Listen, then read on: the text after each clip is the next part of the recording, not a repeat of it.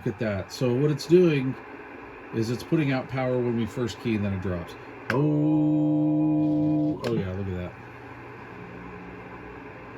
Let's put it in PEP feel-good wattses. Now it doesn't do it on AM. That's interesting, huh? Oh,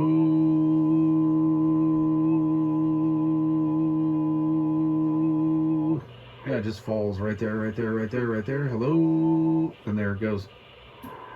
That's kind of interesting. Hello, radio 1 2 3. Hello, there it goes. There's something going on in the audio chain of this, and not the RF out. But anyway, I key it up on single sideband, say hello, and then sure enough, power just falls right off. So I'm thinking, okay, maybe it's in the PA section. So key up on AM, and this thing's putting out a healthy 6 watts with no forward and no reverse swing. However, it had great modulation as I listened to it on the monitor. The modulation was just, oh, these things sound so good. I'm using the stock mic. So I'm going back to this, thinking about this, and I'm like, you know, I do not believe that this is an RF amplifier issue. So I'll kind of show you what we have here. All right, let's see if I can get this on camera. Okay, so what we have here is basically what I would call a first generation Uniden PLL 858 board. This has the UPD 858 PLL in it, and it's kind of encased in this little metal box, and there is a lid that goes on here with a piece of foam. I just took it off just to check everything, make sure everything's okay. Solder joints were okay. It looks like somebody's pulled this board out. I know somebody's been into this radio because up here, and I believe that is our noise blanker circuitry up there. Somebody poked through the do not admit labels on there. So yeah, we don't do that. Yeah, somebody's been in there. But anyway, that being said, this circuit over here, the audio section, looks very familiar. So does this one. Kind of has some similarities to a next generation 858 board that they would put in like a Cobra 140, Cobra 138 XLR, or maybe like a TRC 449, or an original 2-button Grant, something like that. So I do not have a schematic or service manual to this, but I just kind of went on instinct. Seeing that the power was dropping off on sideband, and you couldn't really tell on AM, I went over here to this area. So these second gen, I guess, 858s that you would see in a 138 or a 459 or a TRC 457 or something. This is kind of the same setup. You know, they just refined the newer radios. So I'm like, you know, there are some 10-volt caps in this circuit right here that have been known to be a problem. All right, same thing over here.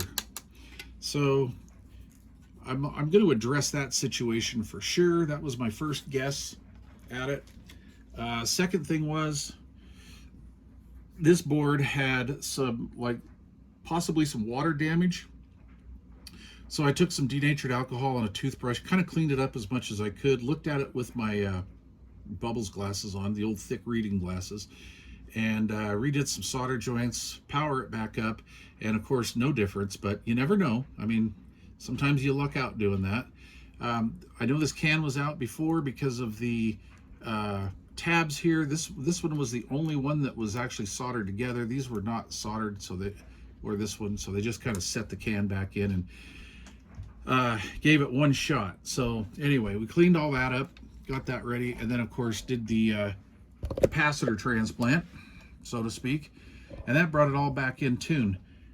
And we had a capacitor here, little 10-volter in that audio section, that was way out of spec, and the ESR was just insanely high. So took that out, came back to life. Still wasn't really happy with it, so got into another 10-volter over here in the audio section, and she's running like new.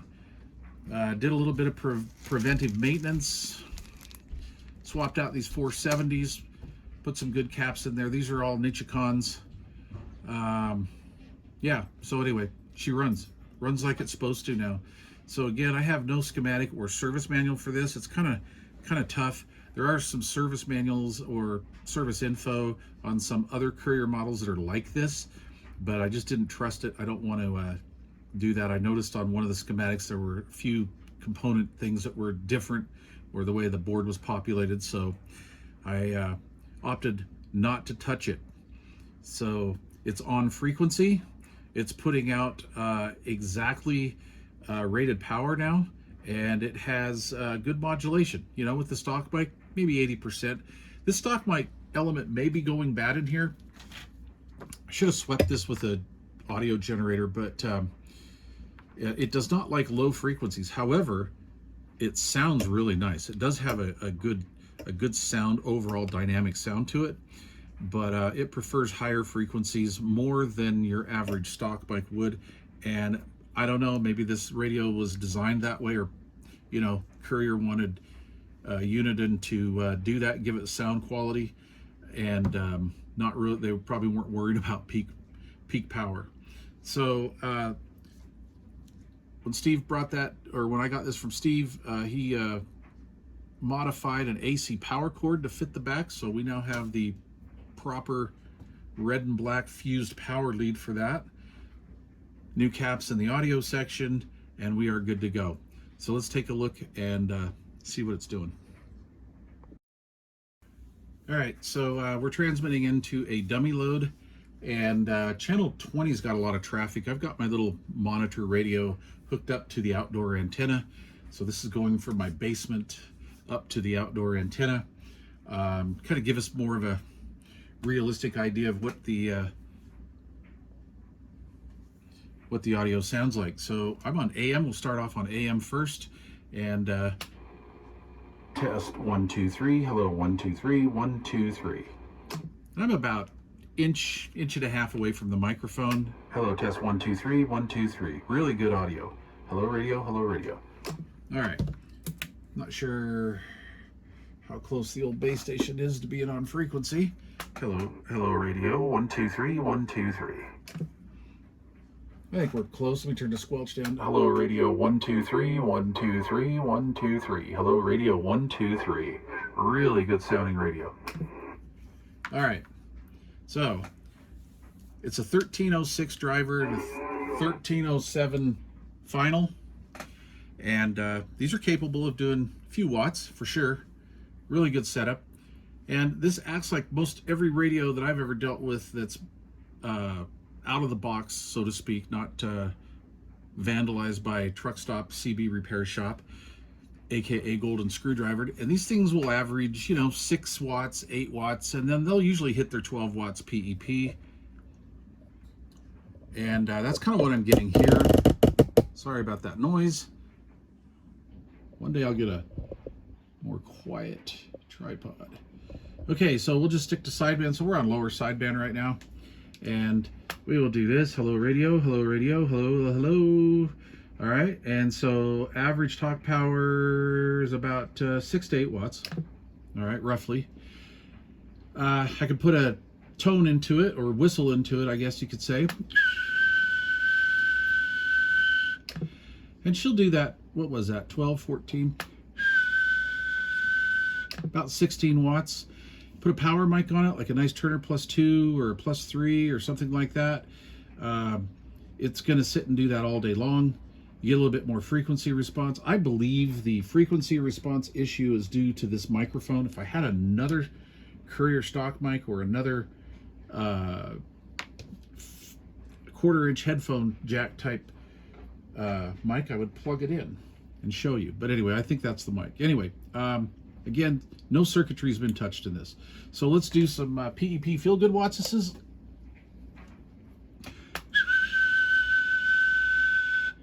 we're still getting about the same, but there's our average talk power. They're 1 2 3 1 2 3.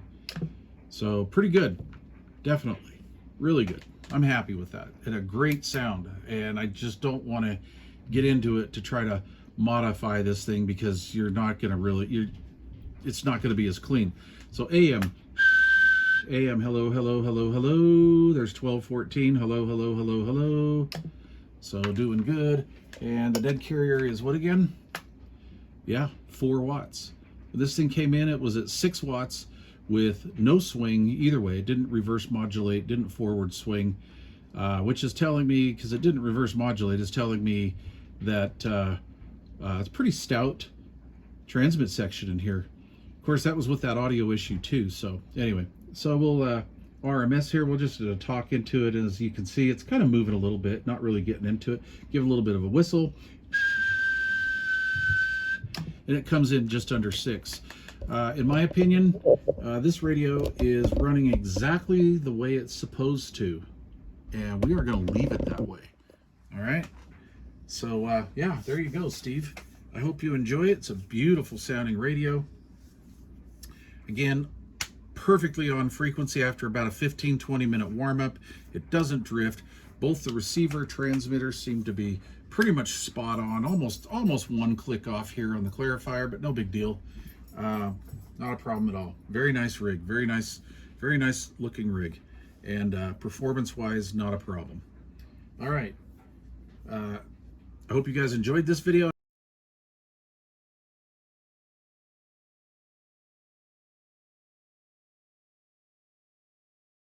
All right, guys, how about some bonus footage?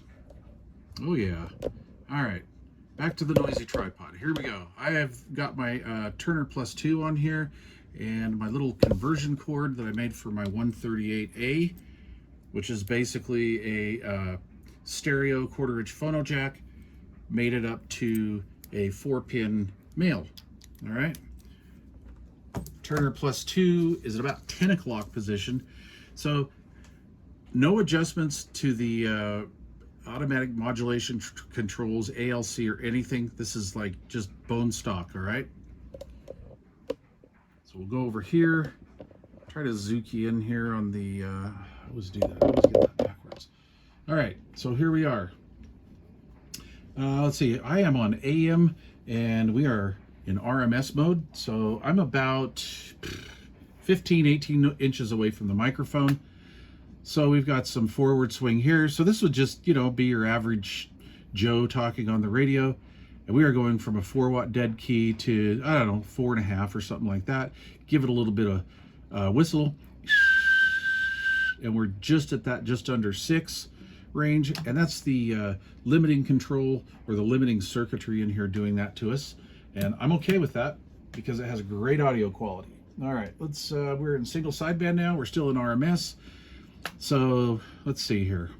This is our average talk power here. 1, 2, 3. There's that 6 to 8 watt range. Hello, hello, hello.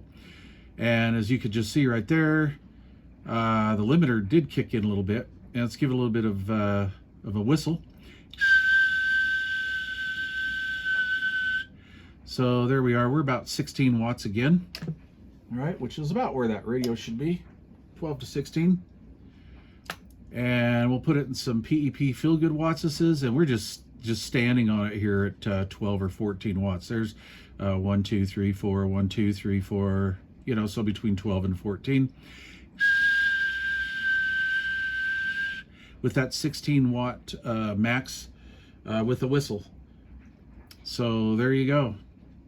Now if I was going to do an alignment on this, I would use the 2-tone signal generator, audio signal generator, AF generator, and that would be a little bit more precise. But we're just talking real world here.